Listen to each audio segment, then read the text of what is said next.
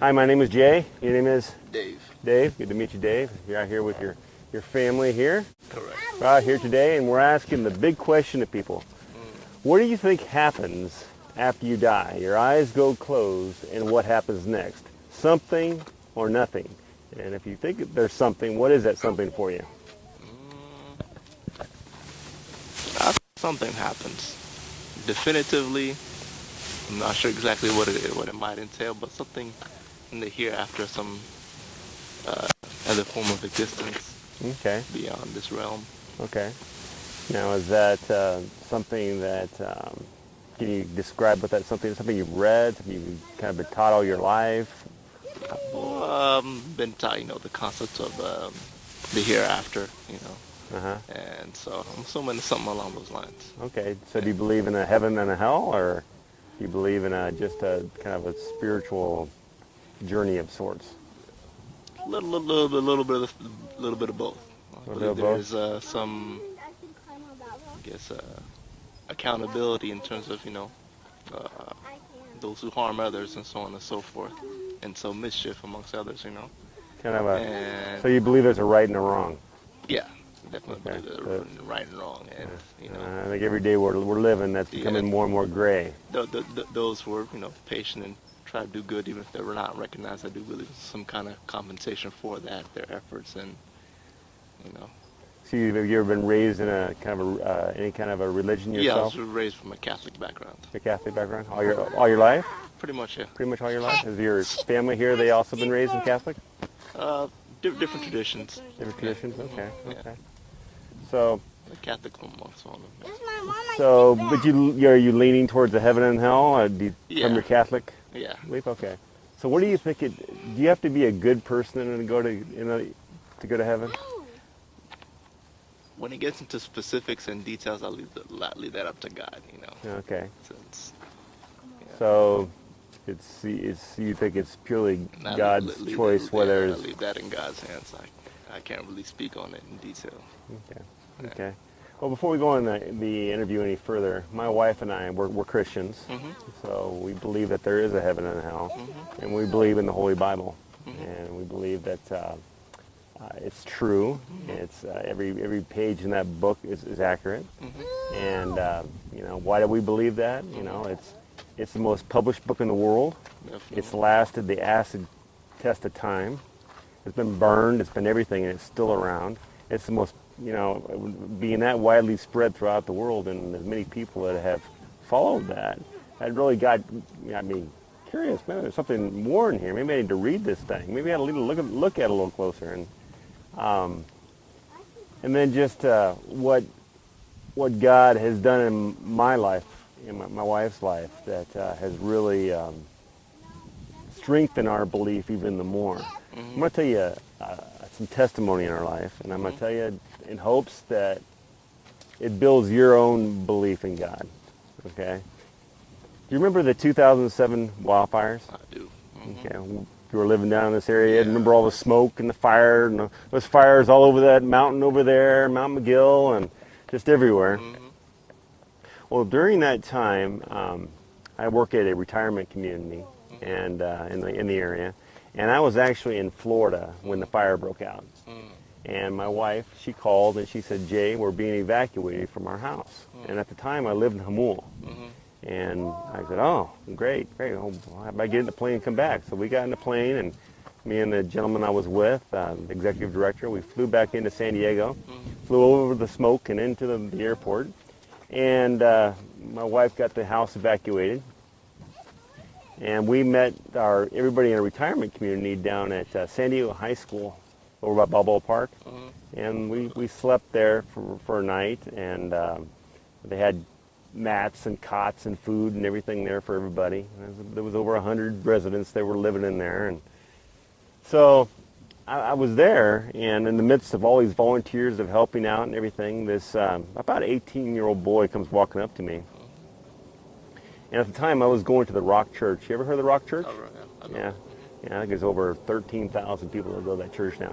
Anyway, this boy comes walking up to me and he goes, "Do you happen to know of anybody that needs a place to live, any evacuees that need any place to go?" Wow. And I said, where do they want to go? And he goes, well, we got a brand new church, the Rock Church, and we were looking for evacuees. I go, I go to the Rock Church. Yeah. And he says, you do? I said, yeah, I go to the Rock Church. I said, let me talk to the executive director, because we were getting reports that smoke was coming down in the area. So next thing you know, we're putting everybody on the buses, and we moved them out to the Rock Church out in Point Loma. Okay, and then we put them there for a couple of days, and they lived in their church, and they had doctors there and everything taking care of them. So it was really nice. Then they gave us the all clear sign to come back to retirement village, and we packed everybody up and got them moved back into their beds, and everybody just went about their day again. Well, me and the management team that were there, they said, you know what, we need to put together a volunteer appreciation event, thanking all the people that helped us out with this situation. So we said, wouldn't it be nice if we had a Macintosh computer? It'd be real easy to put together a slideshow. And I said, I think the Rock Church has a Macintosh. Let me call it over there and ask if I can use it. So I called over there, and I said, sure, Jay, you can come over and use it. So this is going to be the first time I'd ever been at my home church during a work day. I drive other than the evacuation. So I drive over there, and I'm working on the Macintosh computer, and I get a phone call from my now 26-year-old daughter. And she says, Dad, there's some sheriffs at the door. I go, some sheriffs? What are they doing there? He goes, they won't tell me, but they want to talk to you.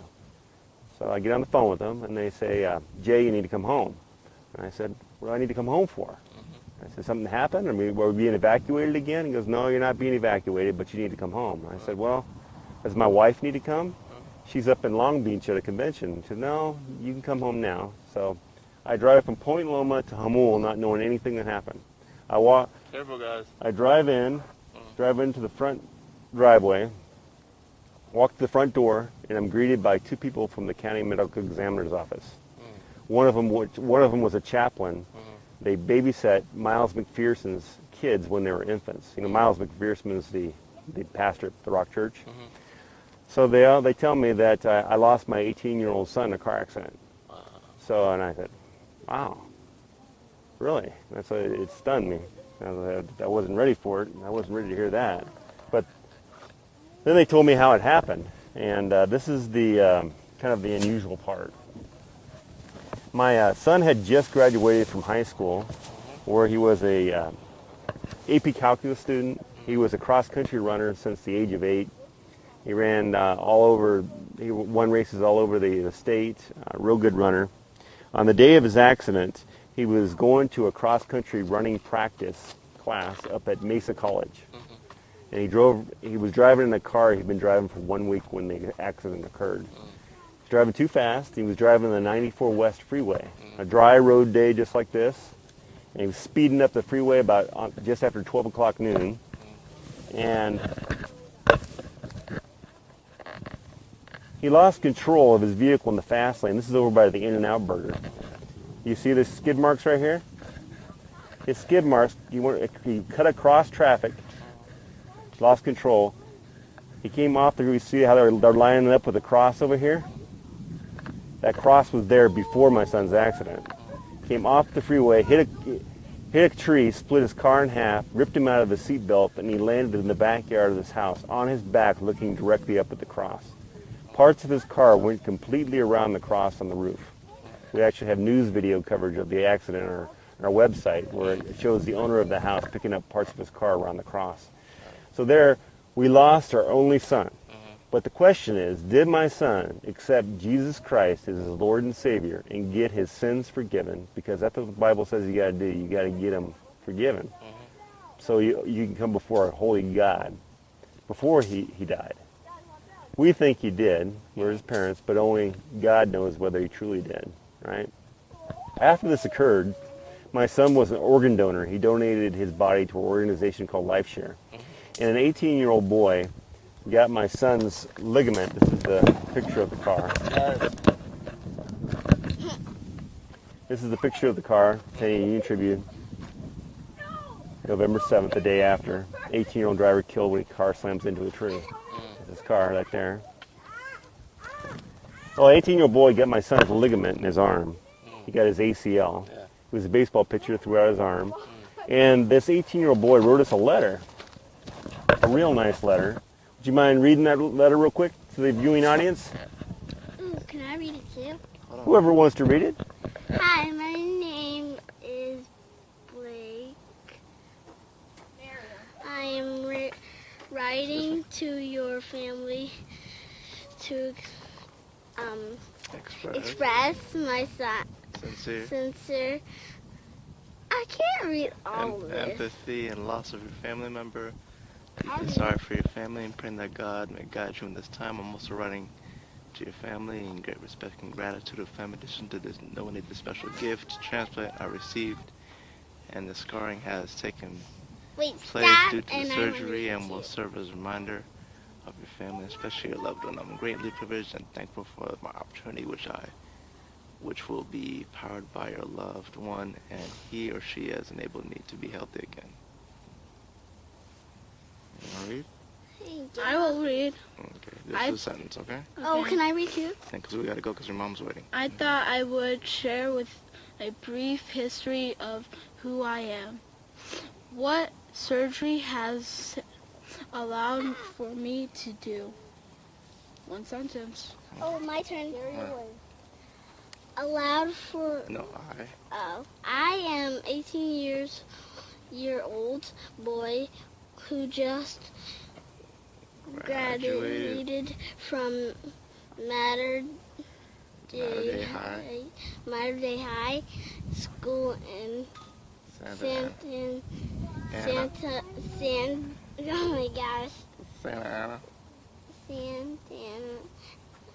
California.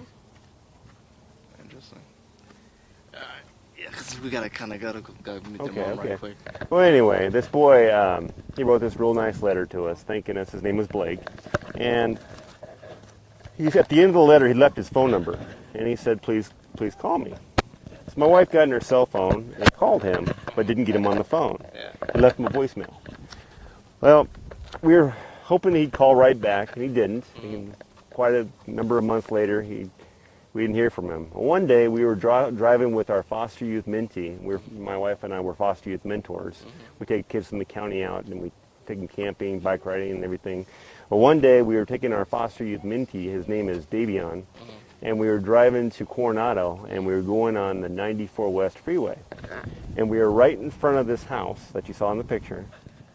And who do you think was calling us for the very first time and actually talking to us? Wow. Blake. Yeah. Right in front of the house. So we're all stunned he's calling us in front of the house. So we decided to have dinner with him. We invited him to dinner, and we had dinner with him at the Claim Tripper restaurant in Carlsbad. We all sat down to eat, and Blake started asking us questions. He goes, what kind of car did Devin die in? And we said it was an Acura Integra and the model and everything. And he looks at us funny, and he says, I drive that same car.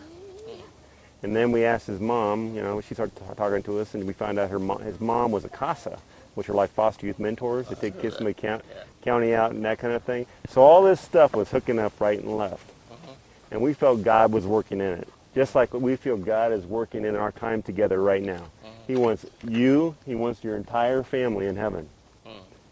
But you as the father, you're in the most important part in your family. How you guide your children through the rest of the years of their life so they can get into heaven. Because you don't know when their time is going to come. He was 18 when he lost his life. Had he grown up in the Bible and stayed in the Bible, regularly, and gone to church and everything, and you as a father, that's biblical. It's something you need to be reading the Bible to your kids, doing everything you can to foster that relationship with God, so that they can go to heaven, right? Because heaven's eternity. This is temporary. We're in right now. It could end at any time. Right? You can go to bed tonight and when I wake up tomorrow, right? So we got to get prepared. And so I pray that your entire family will accept Jesus into their life and get their sins forgiven, because we're all sinful, right? All of us. I'm sinful. She's sinful. We've all done stuff wrong. No doubt. And he's the only one that can take away those sins. Only one. Careful. Anyway, I thank you for your time, and God bless you. All right. You too, man. All right. Thank you for your time. Sure.